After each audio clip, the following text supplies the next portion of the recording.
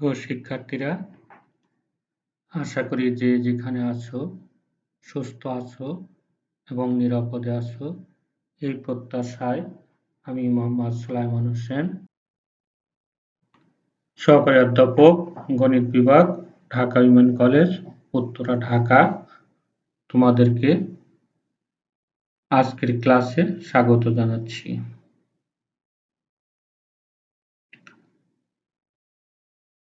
আজকের ক্লাসের পাঠ পরিচিতি, নবম অধ্যায় অন্তরীকরণ। আমি পূর্বেও বলেছি অন্তরীকরণ একটি অনেক বড় অধ্যায়। তার মধ্যে থেকে আজকে আমি তোমাদেরকে মূল নিয়মে অন্তরীকরণ শেখাবো এবং শিখন ফল হিসাবে তোমরা মূল নিয়মে অন্তরীকরণ করতে পারবে।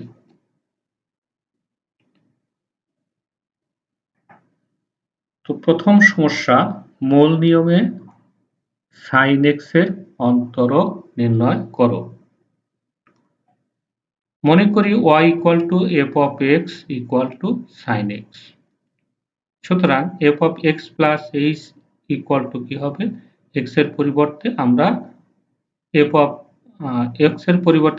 x plus h বসাবো। তাহলে এখানে যদি আমরা x এর স্থলে x plus h লিখি, তাহলে এই sin x, এই x এর স্থলেও x plus h লিখতে হবে। তারপরে অন্তরকের সংজ্ঞা হলো dy by dx = limit h tends to 0 f of x plus h minus f of x by h। তাহলে d by dx, আমি পূর্বের ক্লাসেও বলেছিলাম যে এই যে d by dx এটি একটি প্রতীক, এটি হলো অন্তরীকরণের প্রতীক। এখানে d কে dx দ্বারা ভাগ বোঝায় না।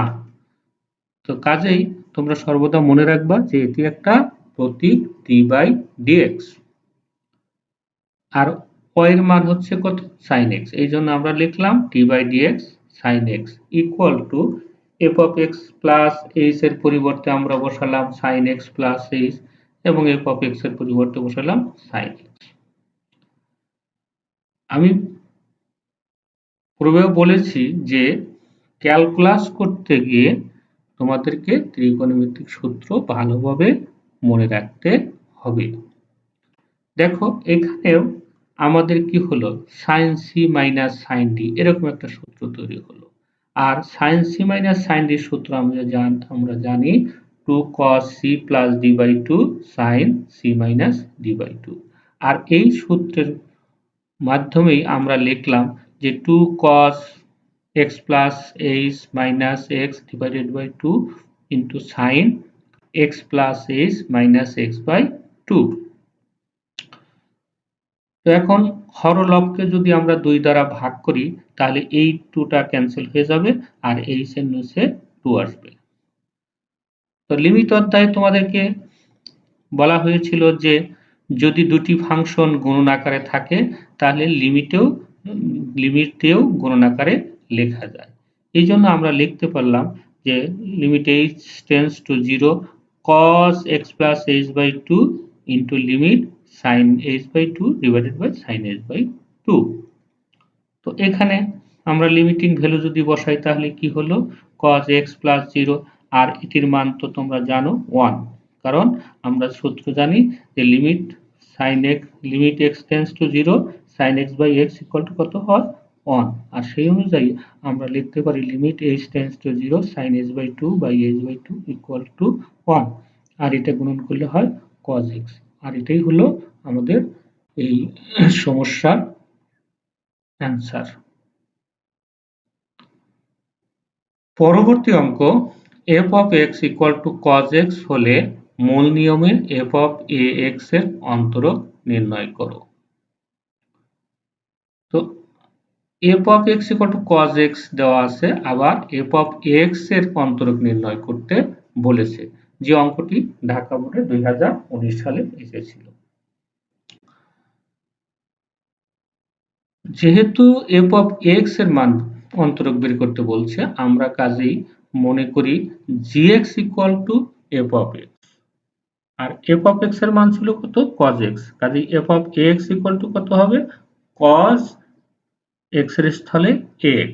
সুতরাং g of x plus h equal to cos a, আর x এর স্থলে কত, x প্লাস h।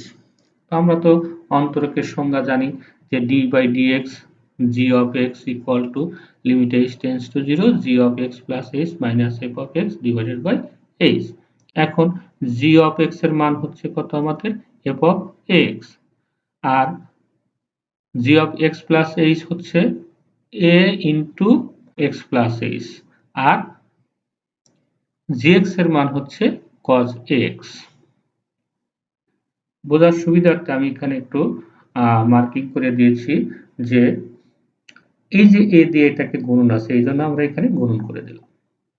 তারপরে আমাদের কি হলো, cos c minus cos d এরকম একটা সূত্র তৈরি হয়ে গেল। আর cos c minus cos d সূত্র আমরা জানি 2 sin c plus d by 2 sin d minus c by 2। আর এই সূত্রের মাধ্যমে আমরা লিখলাম যে 2 sin ax plus h plus ax by 2 sin ax minus এটা, তাহলে কি হবে, minus ax minus h by 2। এবারে হরলবকে 2 দিয়ে ভাগ করলে আমাদের এখানে 2 ক্যান্সেল গেল, h এর নিচে 2 আসলো। আরেকটা বিষয় লক্ষ্য করো যে এই যে এখানে ax plus x equal to কত, 2x, 2x কে 2 দিয়ে ভাগ করলে হয় x আর h by 2, আর এখানে x x cancel, minus h by 2। তো আমরা জানি যে sin মাইনাস থিটা সমান হচ্ছে মাইনাস sin থিটা, সেই অনুযায়ী এই যে আমাদের sin মাইনাস h by 2 আছে, এটা হবে মাইনাস sin h by 2, আর মাইনাসটাকে আমরা সামনে লিখে দিলাম। তারপরে গুণন থাকলে আমরা লিমিটের গুণন আকারে লিখতে পারি, এবং সেই সূত্র থেকে আমরা লিখলাম যে sin ax plus h by 2 into limit h tends to 0 sin ax by 2 by, এখানে h by 2 আছে, তাহলে নিচে কি হতে হবে, h by 2 হতে হবে।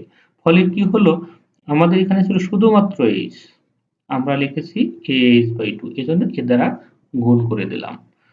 এখন আমরা যদি h এর মান 0 বসাই, তাহলে হয় sin ax plus 0, এটার মান হচ্ছে 1 into a, আর যা equal two minus a sin ax, আর এটাই হচ্ছে অ্যান্সার। এরপরের অঙ্কটি হলো f of x equal to tan px এবং p equal to 4 হলে মূল নিয়মে f of x এর অন্তরক নির্ণয় করো। যে অঙ্কটি সকল বোর্ডে 2018 সালে এসেছিল। তো মনে করি f of x equal to tan px equal to p এর মান কত, 4, কাজে আমরা পেলাম tan 4x। সুতরাং f of x plus h equal to কত হবে, tan x এর পরিবর্তে আমাদের লিখতে হচ্ছে কত, x plus h, আর 4 দিয়ে গুণন করলে আমরা পাই tan 4x plus 4h। অন্তরকের সংজ্ঞা এটি তোমরা জানো। তারপরে d by dx f of x K f prime x হিসাবেও সূচিত করা হয়, এই জন্য আমি f of x এর অন্তরককে f prime of x হিসাবে লিখলাম, যা ইকুয়াল টু কত, d by dx, আবার f of x এর মান কত, tan 4x, এজন্য tan 4x লিখি, equal to limit h tends to 0 f of x plus h equal to tan 4x plus 4h লিখলাম, মাইনাস f of x এর পরিবর্তে tan 4x লিখলাম divided by h।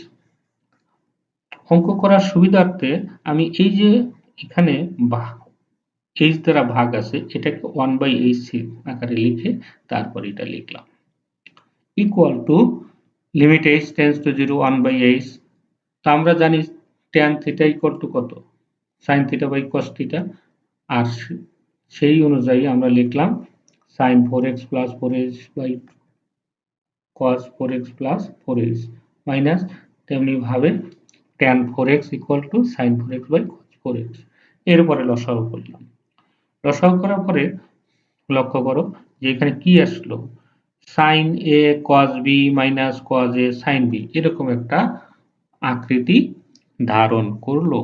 R sign A cos B minus cos A sign B কত লিখতে পারি আমরা, sign এ minus B.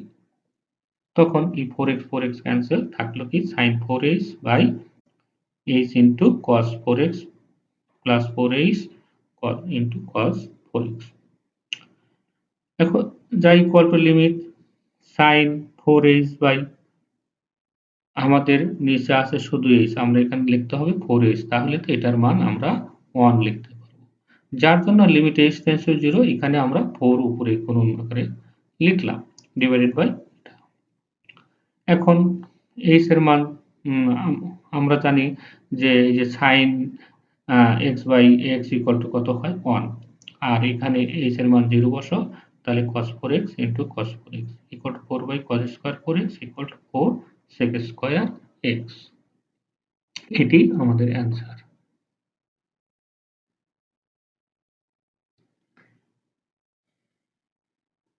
এর পরবর্তী অঙ্ক হলো f of x equal to 1 by sin x এবং g of x equal to 1 by tan x হলে মূল নিয়মে x এর সাপেক্ষে f of x by g of x এর অন্তরক নির্ণয় করো। এখানে কি দেওয়া থাকলো, f of x by g of x, এটা একটা ফাংশন। সেই ফাংশনটা কেমন, দুটা ফাংশনের অনুপাতে আর একটা নতুন ফাংশন তৈরি হয়েছে, এই জন্য এটাকে আমরা ধরলাম যে m of x, যেটি আমি একটু পরে বলি। এখন আমরা অঙ্কটা শুরু করি এভাবে যে দেয়া আছে f of x equal to 1 by sin x, 1 by sin x সমান cos x cosec x, এবং g of x equal to 1 by tan x, আর 1 by tan x equal to cot x। যে কথা বলছিলাম যে আমরা এই যে দুটা ফাংশনের অনুপাত আকারে যে ফাংশনটা আছে সেটাকে নতুন একটা ফাংশন হিসেবে চিন্তা করলাম, m of x equal to কত, f of x by g of x equal to cosec x by cot x, cosec x 1 by cot x সমান tan x, আবার আমরা cosec x এর পরিবর্তে লিখলাম 1 by sin x, R tan x এর পরিবর্তে sin x by cos x, যা equal to কি হবে, sin x cancel 1 by cos x, আর 1 by cos x equal to কত, sec x। সুতরাং m of x plus h সমান কত হবে, এই যে sec এর x এর পরিবর্তে x প্লাস h লিখলাম।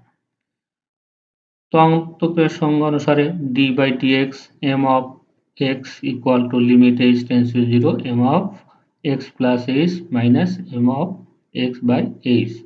এখন d by dx equal to m of x এর পরিবর্তে আমরা লিখলাম হচ্ছে f of x by gx equal to limit f of x m of x plus h এবং m of x এর মান বসালাম। মান বসিয়ে অঙ্ক করার সুবিধা আমি এখানে এই যে এখান থেকে 1 by h সামনে নিয়ে অর্থাৎ কমন নিয়ে লিখলাম sec x plus h minus sec x, দেন sec কে আমরা cos এ রূপান্তর করলাম। এরপরে লসাগু করি, লসাগু করলে দেখো উপরে আবার কি আসলো, cos c minus cos d সূত্র, আর cos c minus cos d সূত্র আমরা পূর্ববর্তী আরো একটা অঙ্কে প্রয়োগ করেছি, সেখানে কি ছিল 2 sin c plus d by 2 sin d minus c by 2, আর সেই অনুযায়ী লিখলাম 2 sin x plus, আমাদের এখানে c হলো x আর d হলো x plus h, এই জন্য x plus h by 2 sin d হলো x plus h, d minus c হলো x by 2। এরপরে হরলবকে দুইটা ভাগ করে আমরা এটা পেলাম। এরপরে গুণন থাকলে গুণনের সূত্র হয়, সেই অনুযায়ী আমরা লিখি limit h tends to 0 sin h by 2 by h by 2 into limit, এখানে থাকলো কত, sin x plus h by 2 by cos x plus h into cos x। তো এখানে যদি এটার মান হলো 1 আর h এর মান 0 বসালে এখানে থাকে sin x, নিচে হয়ে যায় cos x into cos x equal to 1 by cos x into sin x by cos x equal to sec x tan x। আশা করি তোমরা অঙ্কটি বুঝতে পেরেছো।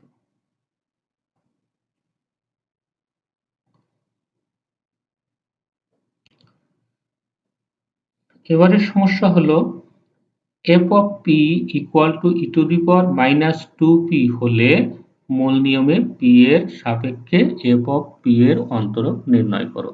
যে অঙ্কটি রাজশাহী বোর্ডে 2017 সালে এসেছিল। লক্ষ্য করো এখানে f of p অর্থাৎ আমরা সাধারণত ব্যবহার করে থাকি x। তো এই অঙ্কে x এর স্থলে কি লেখা হয়েছে p, অতএব আমরা এই p কেই x এর মতো করে চিন্তা করে অঙ্কটা করতে হবে। তো সমাধান দেয়া আছে f of p equal to e to the power minus 2p, সুতরাং f of p plus h equal to এই p এর স্থলে p plus h লেখা হলো। এই minus 2 দিয়ে গুণন করে দিয়ে আমরা লিখলাম e to the power minus 2p minus 2h। তারপরে অন্তরকের সংজ্ঞানুসারে d by dx equal to f of x equal to limit h tends to 0 f of x plus h minus f of x divided by h।